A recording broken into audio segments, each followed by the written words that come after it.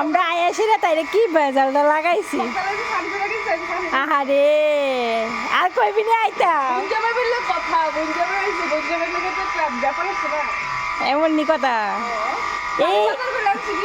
শালি বাজার করে আনছে দেখো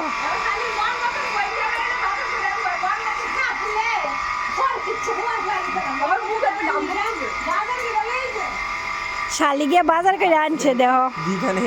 কথা কইতাছে এই কষ্ট আহারে এই মেয়েরা ডিউটি থেকে আইছে আয়াসেরা বাজারে গেছে বাজারে গিয়া পাঠার মাংস আনছে আইনাসেরা ওরা নিজের হাতে ধুইতাছে